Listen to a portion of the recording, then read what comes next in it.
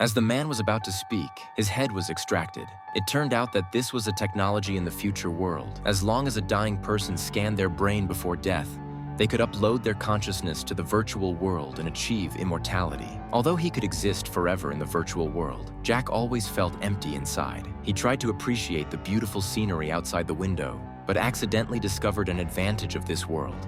Just by turning a switch, the seasons outside the window could change at will. People in the real world could communicate with residents of the virtual world through VR goggles. When going to sleep, customer service staff would even tuck you in so you didn't have to worry about catching a cold. One day, Jack was strolling on a virtual street and gradually discovered the inconsistencies in this world. Although the environment was beautiful, each leaf on the trees was labeled with the manufacturer. He came to the lakeside and saw a man filming an advertisement for this virtual world. Jack asked curiously why there was no one around. The man explained that there were actually countless high-rise buildings here, but Jack could only see 5 floors. The sparse population was just an illusion. Beneath the seemingly calm lake surface, there were actually millions of inhabitants. Due to the excessive load, even if someone jumped into the water, the image would lag. It turned out that this virtual world was quite small and limited.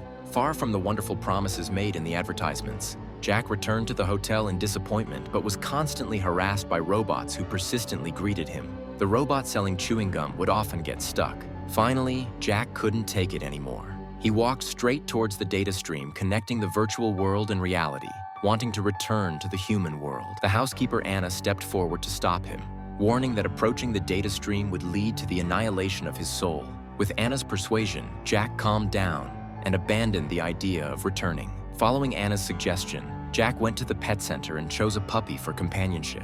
As he stroked the puppy's head, he tried to relieve his depression. Who knew the puppy would suddenly start talking, startling Jack? At this point, the puppy gave Jack a task: actively get to know other companions in the virtual world to improve his state of mind. Jack returned to the hotel and met an old man at the door. He took the initiative to chat, and the old man claimed to have been a billionaire when he was alive and asked about Jack's occupation. Jack said he was a programmer who had developed software whose name he couldn't remember. He only remembered that the program allowed everyone to create their own virtual world and achieve immortality without any cost. The old man also asked how Jack came to this world. Jack said it was because he died in a car accident. However, the old man believed that Jack had been murdered because his invention threatened the interests of certain people. The old man's words enlightened Jack.